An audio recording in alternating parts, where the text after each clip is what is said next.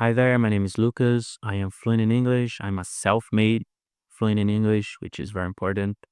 In this video, I'm gonna teach you how to start outputting the right way so you can start speaking first day.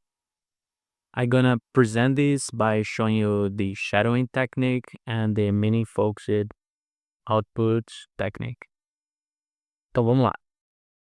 Eu acho que é interessante a gente entender o que eu tô falando aqui através de um exemplo. E o exemplo sou eu mesmo. Eu tinha já alcançado a fluência no em inglês. O que eu tô falando aqui é uma história bem recente, tá.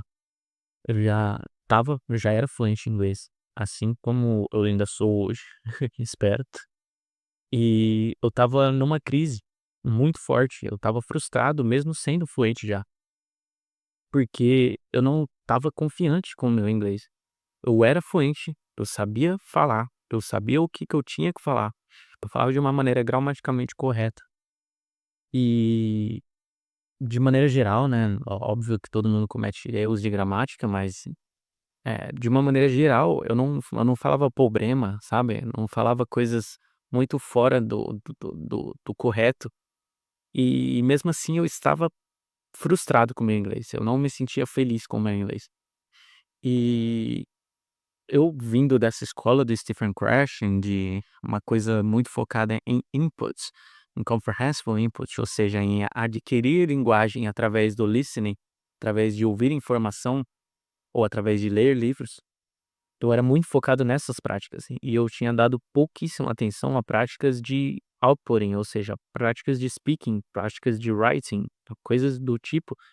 E e o que acabou acontecendo foi que o meu inglês, ele estava fossilizado dentro da minha cabeça, porque algumas coisas que eu achava que eu escutava bem, eu não escutava. Ou seja, eu tinha uma representação sonora incorreta, fora do que a realidade propõe dentro da minha cabeça, o que é muito interessante, porque a gente acha que a gente escuta as coisas, mas a gente tem a incapacidade de escutar as coisas. E foi quando eu comecei a fazer as práticas do shadowing e do meaning focused output, que eu comecei a ouvir os sons que eu achava que eu ouvia da maneira correta, agora sim eu comecei a ouvir da maneira correta. E é muito interessante porque do nada o inglês ficou completamente, novo pra mim, parecia que eu estava aprendendo inglês do zero, totalmente de novo, assim, inglês do zero novamente. Então ficou overwhelming, né, ficou aquela sensação de, tá um peso gigantesco, do nada tudo parecia novo, eu olhava para o lado e ficava desesperado, cara, parece que eu não sei inglês. A sensação que dava era essa quando eu comecei a praticar essa técnica. A sensação que dava é: "Cara, se eu tivesse feito isso desde o começo, meu inglês hoje seria muito melhor". Foi a primeira coisa que eu pensei. E foi durante essa tempestade aí que eu passei algum tempo atrás, que eu comecei a aplicar diariamente essa técnica do shadowing, que eu vou explicar um pouco melhor daqui a pouco. E do nada eu comecei a ouvir os sons, comecei a conseguir reproduzir os sons da língua de maneira correta, porque os sons que o inglês propõe são diferentes dos sons que o português propõe. Toda língua tem sons diferentes. Isso deveria ser óbvio, mas acho que não é. Então, se você ouvir japonês e se você ouvir inglês, você não vai ouvir a língua em si, você vai ouvir através de um filtro mental que o seu cérebro criou, especializado no seu idioma materno.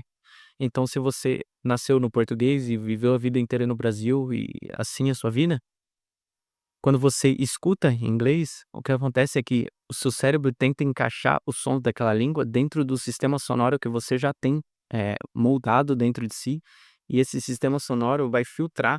Então, por exemplo, palavras como whip, growth, month, mouth, não vão ser escutadas da maneira correta como elas estão sendo pronunciadas, e sim como o seu cérebro enxerga a representação daqueles sons. E uma criança seria uma página em branco nesse sentido. Ela teria a capacidade de ouvir aqueles sons de maneira total e completa. Então, se alguém fala growth ou se alguém fala mace, ela consegue escutar os 2 sons com perfeição. Já um adulto não, por causa disso, dessa afunilação, nessa especialização dos sons de determinada língua. E a boa notícia é que isso é treinável, né, assim como eu passei pelo processo de treinamento disso, você pode passar também. E o processo é muito simples, na verdade. Você vai pegar um vídeo que você gosta, um vídeo no YouTube, de preferência, a melhor ferramenta para fazer isso é o YouTube, não tem comparação.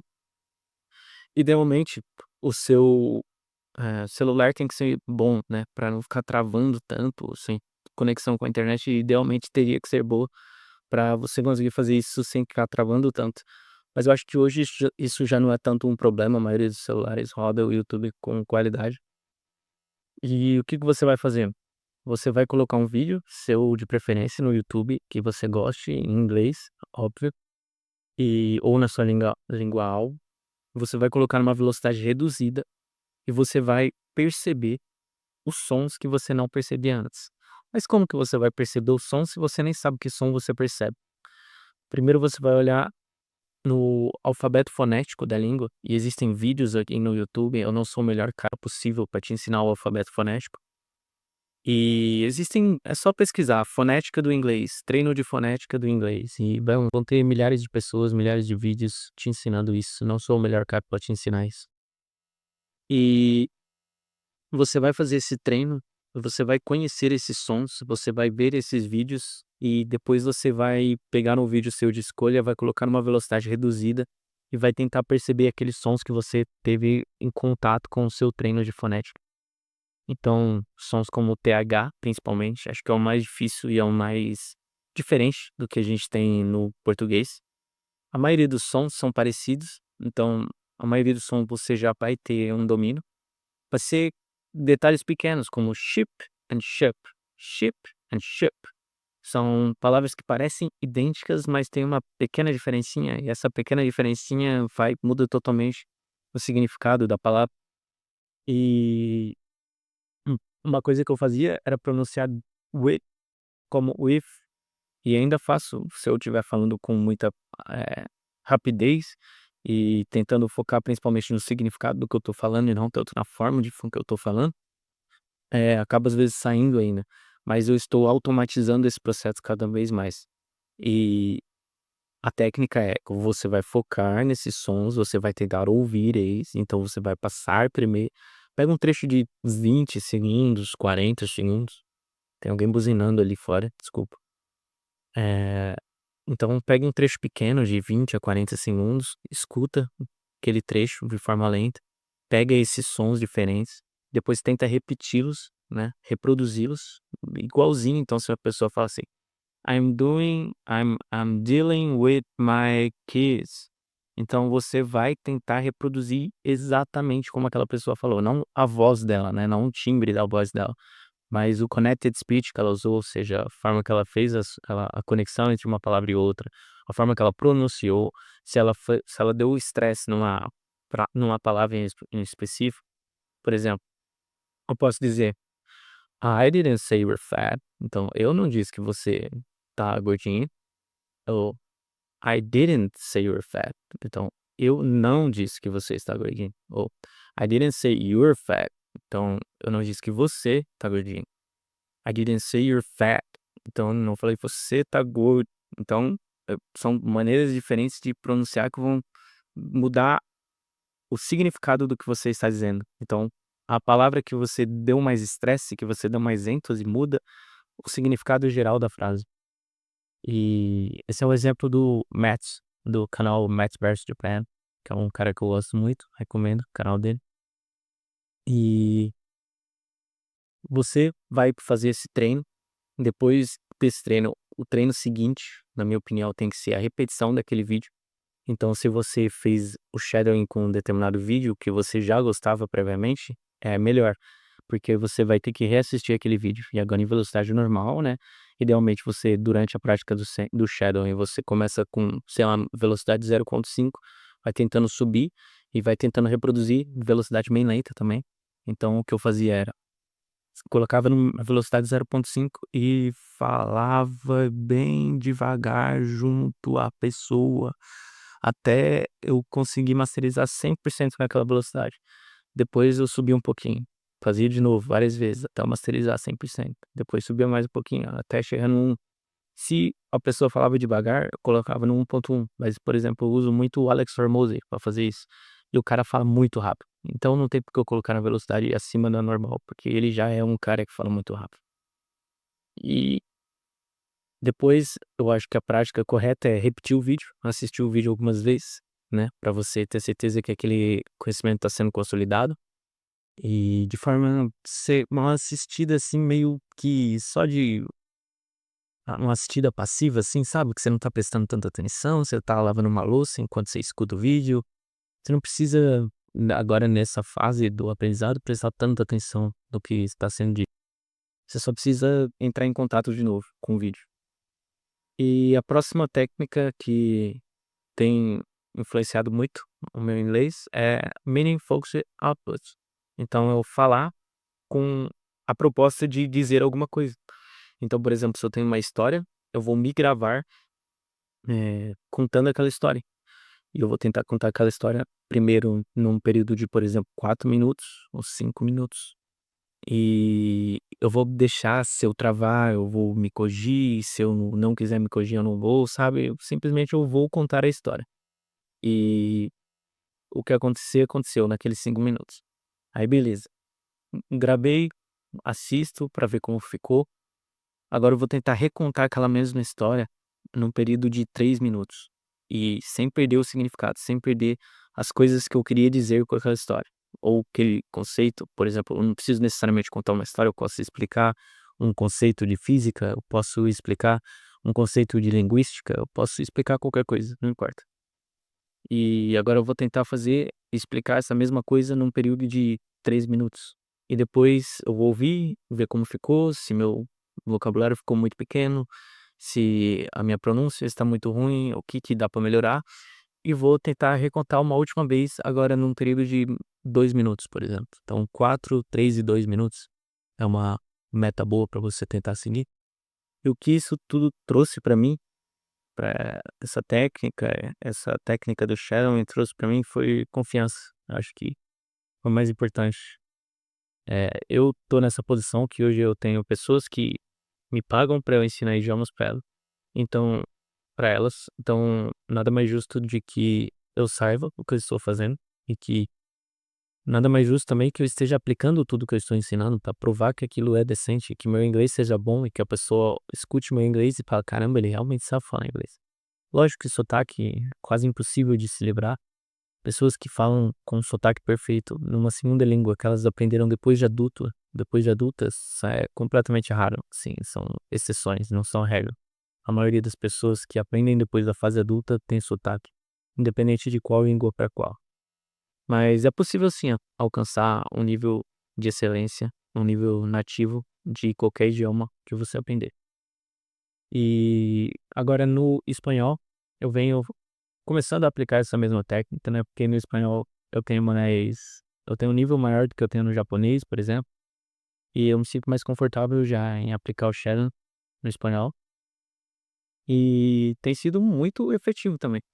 Tem sido muito legal, porque a gente acha que o espanhol é igual ao português, só muda um pouco, e não tem a sua verdade nisso, óbvio, mas não é exatamente igual, tem muita coisa única do espanhol também. O espanhol é muito rápido, o espanhol é muito mais rápido do que o português.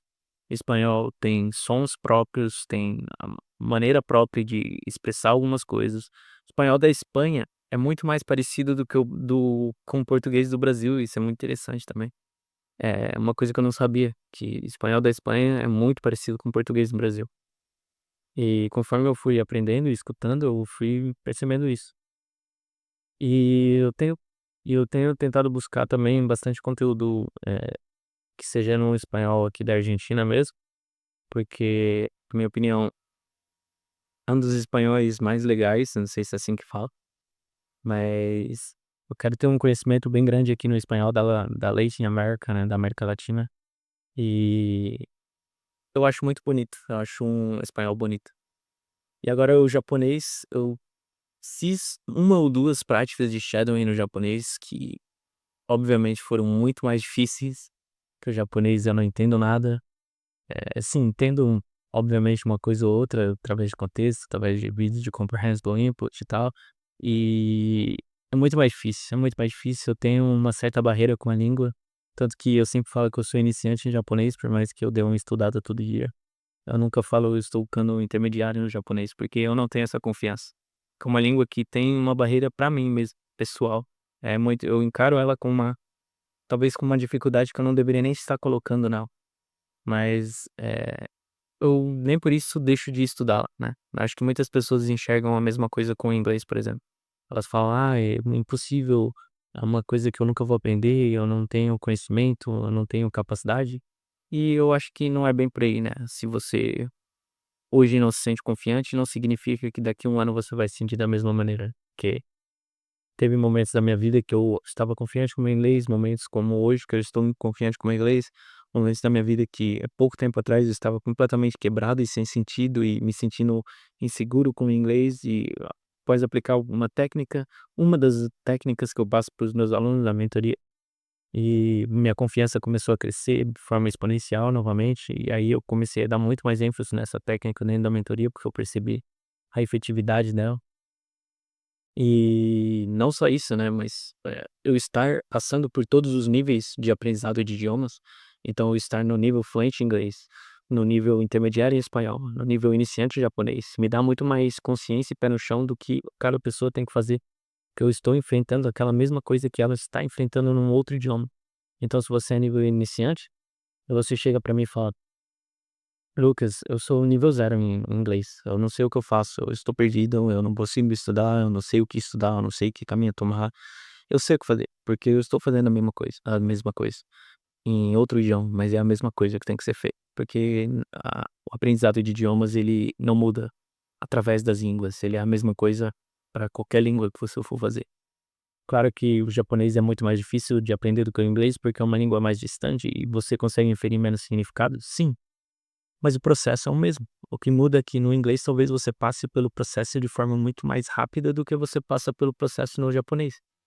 E existem, por exemplo, coisas dentro do japonês que é natural que você não adquira, que existe o pitch accent dentro do japonês, que é uma coisa que eu já, por conhecer pessoas e estar estudando o tempo, eu vejo que muitas pessoas têm essa dificuldade dentro da língua, do pitch accent, principalmente estrangeiros que já falam inglês ou que falam outras línguas, é o maior ponto de dificuldade para qualquer pessoa que aprende japonês. E então você já começa a se preparar para isso. E no inglês a mesma coisa, o som do TH, como eu falei aqui, é uma das coisas que é mais difícil. Quem vem de fora para o inglês não aprende, de maneira natural, de maneiras só através de comprehensible input. É muito difícil a pessoa adquirir isso de maneira natural. Então, o que a gente faz é uma estratégia para que você adquira isso da maneira mais correta possível, mais próxima do natural possível desde o primeiro dia. E é muito legal ver também a evolução das pessoas, né. Muito legal ver a evolução das pessoas. A evolução e a felicidade das pessoas com a evolução delas é muito legal. E eu acho que é isso. Essa foi a digressão aí do vídeo de hoje. Não sei se essa palavra existe, se eu falei ela direito, mas é isso.